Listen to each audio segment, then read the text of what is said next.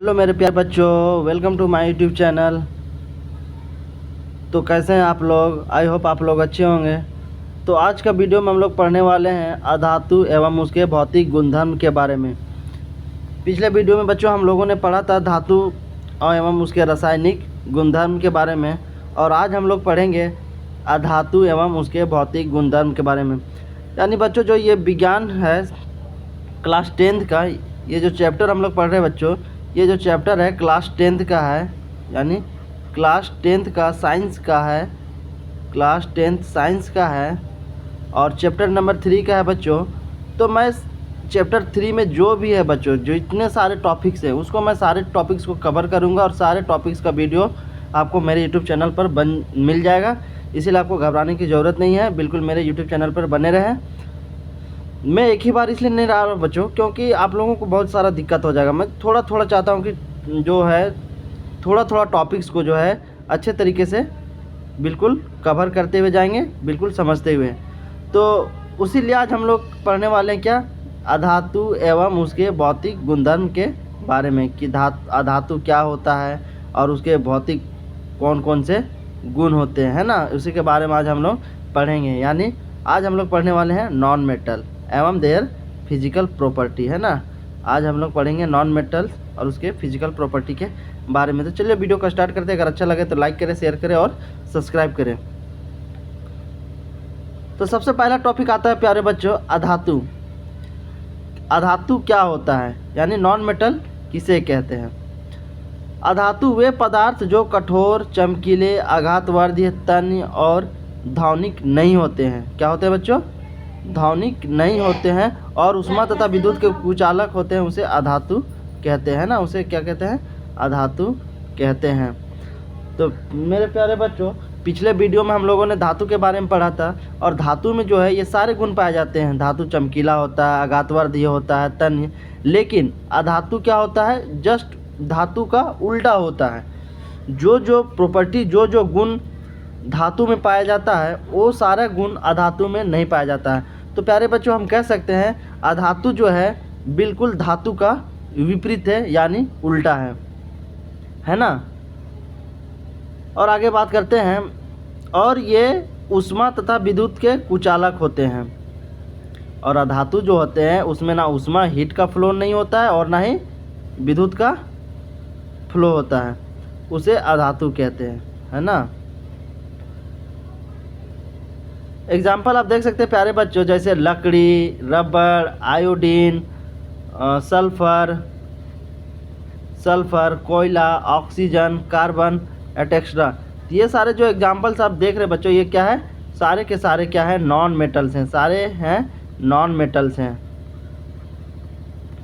जैसे देख सकते हैं सल्फर है, ब्रोमीन, कार्बन, ऑक्सीजन, ये सारे क्या है? ऑल नॉन मेटल्स हैं ना। क्या है? सारे के सारे अधातु हैं।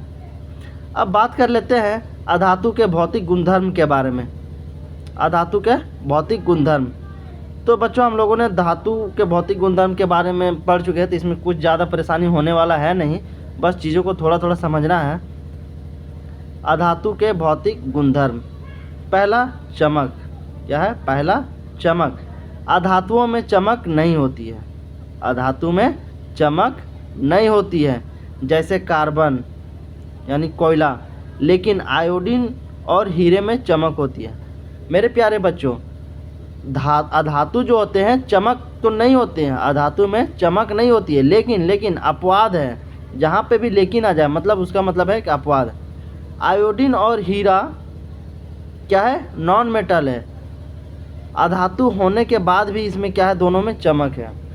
तो प्यारे बच्चे, आपसे पूछा जाए कि दो ऐसे अधातु का नाम बताएं जिसमें अधातु होने के बावजूद भी उसमें चमक पाई जाती है। मेरे प्यारे बच्चों, उसका जो आंसर होगा वो होगा आयोडीन और हीरा। ठीक है। हीरा जो है प्यारे बच्चे प्रकृति का सबसे कठोर पदार्थ है। इसका क्वथनांक और गलनांक जो है काफ़ी हाई होता है। हीरे का जो मेल्टिंग पॉइंट होता है और बॉइलिंग पॉइंट होता है वो काफ़ी हाई होता है ना। तो ये अपवाद है, आयोडीन और हीरा अधातु होने के बावजूद भी इसमें चमक होती है। आई होप आप लोग समझ गए होंगे। अब बात कर लेते हैं दूसरा प्रॉपर्टी का, कठोरता, हार्डनेस के बारे में। अधातु कठोर नहीं होते हैं जैसे कोयला, लेकिन हीरा सबसे कठोर होता है। मेरे प्यारे बच्चों, हमने क्या लिखा है कि अधातु जो है कठोर नहीं होते हैं, लेकिन अपवाद है, लेकिन एक अपवाद है। हीरा एक ऐसा धातु है जो कठोर होता है और इसका जो मेल्टिंग पॉइंट और बॉइलिंग पॉइंट जो होता है बहुत ही ज़्यादा हाई होता है। मेल्टिंग पॉइंट और बॉइलिंग पॉइंट, मेल्टिंग पॉइंट कहने का मतलब हो गया कि गलनांक। क्या है? गलनांक। और गलनांक का मतलब होता है कि वह टेम्परेचर, जिस टेम्परेचर पे, जिस तापमान पे कोई धातु पिघलना स्टार्ट कर जाए, यानी जिस तापमान पे कोई धातु पिघलना स्टार्ट कर जाए उसी को गलनांक कहते हैं ना। अब बात कर लेते हैं बॉइलिंग पॉइंट का। बॉइलिंग पॉइंट का मतलब होता है क्वथनांक। क्या होता है? क्वथनांक। यानी जिस तापमान पे कोई भी पदार्थ क्या हो, पूरा खौलना स्टार्ट हो जाए, यानी बॉइलिंग स्टार्ट हो जाए। जैसे मान के चलिए वाटर है, ठीक है, हीट यहाँ से हम सप्लाई किए, तो क्या हो गया, ये वाटर जो है बॉयल होना स्टार्ट हो जाएगा। एक ऐसा टेम्परेचर आएगा जिस पे ये वाटर क्या होगा, पानी उबलना स्टार्ट हो जाएगा। तो जिस टेम्परेचर पे, जिस तापमान पे पानी उबलना स्टार्ट हो जाएगा उसी को क्या कहते हैं बच्चों? क्वथनांक कहते हैं। और जिस तापमान पे गलना स्टार्ट करे कोई पदार्थ उसे गलनांक कहते हैं ना।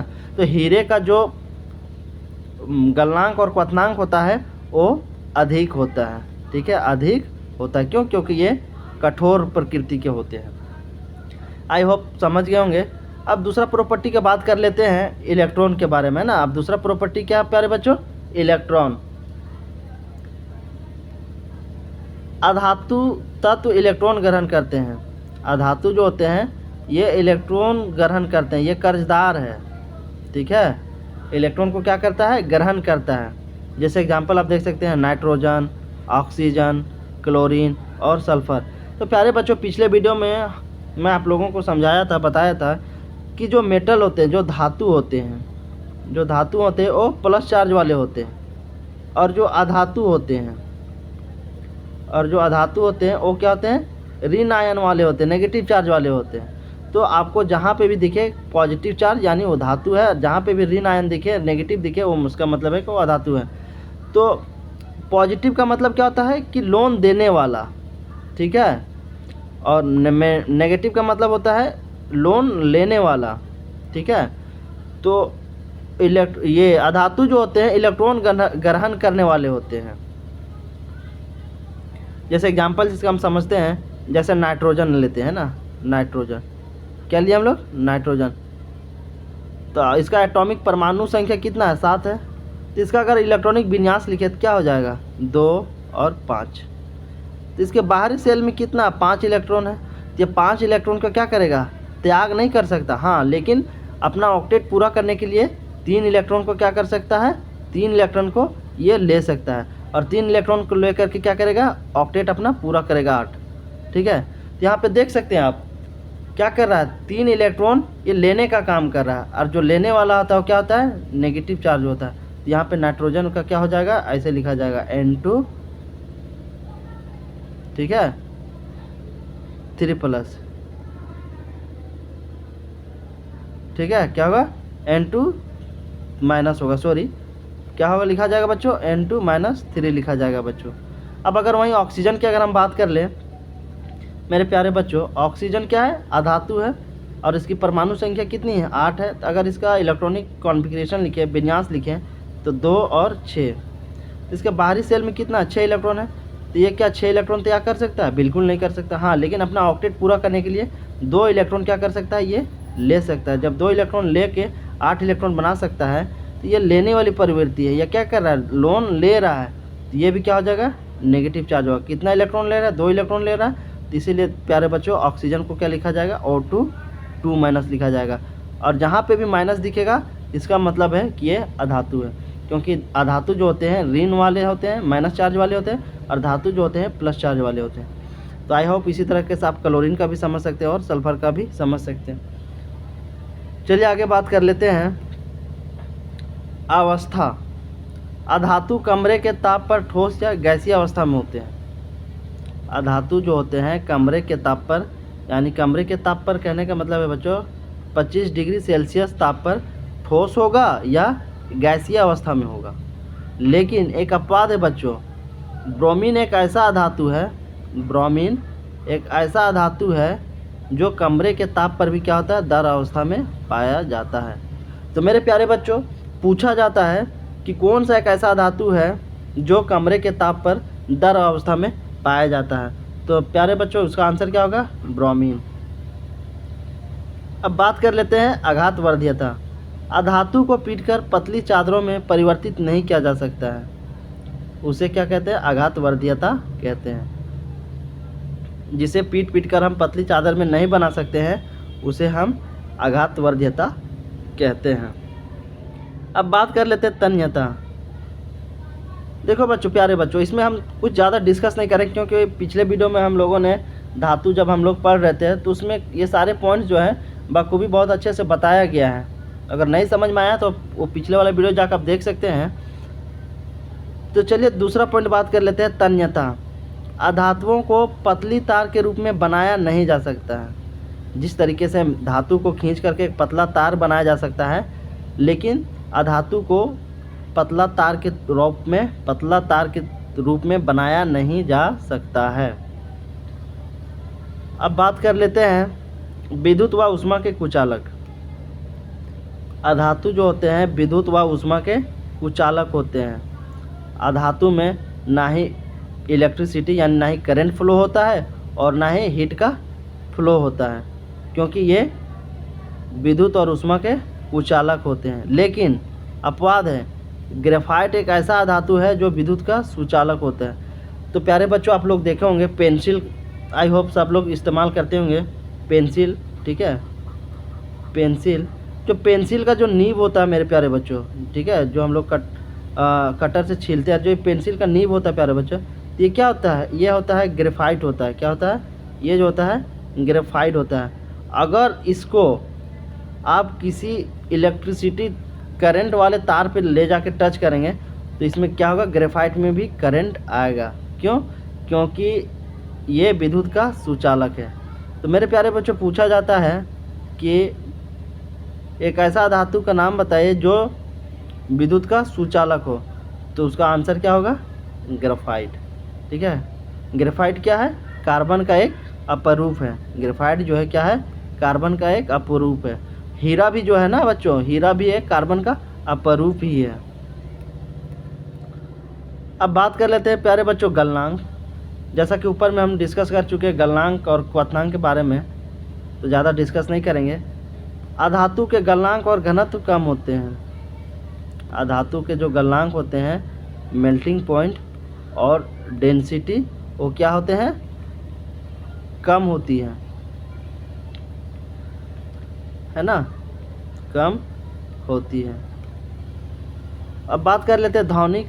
अधातु कठोर सतह से टकराने पर आवाज़ नहीं करती है। मेरे प्यारे बच्चों, जब अधातु किसी कठोर सतह से टकराती है तो कोई भी आवाज़ उत्पन्न नहीं करती है, उसे क्या कहते हैं, ध्वनिक कहते हैं। ध्वनिक को एक और नाम से जाना जाता है, सोनोरस बोला जाता है ना। ध्वनिक को क्या बोला जाता है, एक सोनोरस, ठीक है, सोनोरस। और सोनोरस का मतलब होता है, ध्वनि का मतलब होता है कि जब कोई धातु किसी कठोर सतह से टकराती है तो आवाज़ उत्पन्न करती है। तो आवाज़ जब उत्पन्न करती है तो उसी को ध्वनिक बोलते हैं ना। आई होप आप लोग समझ गए होंगे प्यारे बच्चों कि ध्वनिक यानी सोनोरस किसे कहते हैं, कि जब कोई धातु किसी कठोर सतह पर टकराती है या गिरती है तो एक ध्वनि उत्पन्न करती है, उसे ही ध्वनिक या सोनोरस कहते हैं। अब चलिए आगे बात कर लेते हैं ऑक्साइड के बारे में, है ना। ऑक्साइड, अधातुओं के ऑक्साइड अम्ल प्रवृत्ति की होती है। जब अधातु जो होती है जल के साथ अभिक्रिया करती है तो जो ऑक्साइड बनाती है वो एसिड नेचर का होता है। क्या होता है, एसिड नेचर का होता है, जिसे अम्ल प्रवृत्ति बोला जाता है, ठीक है मेरे प्यारे बच्चों। तो याद रखना, अधातु की ऑक्साइड की जो अम्ल की प्रवृत्ति होती है, क्या होती है, अम्ल की प्रवृत्ति होती है। जैसे एग्जांपल में आप देख सकते हैं मेरे प्यारे बच्चों कुछ इसमें हम नॉन मेटल ऑक्साइड लिए हैं, अधातु के ऑक्साइड लिए हैं, जैसे CO2 क्या है, और CO2, SO2 और NO2। ये सब क्या है, ये सारे जो हैं अधातु के ऑक्साइड हैं।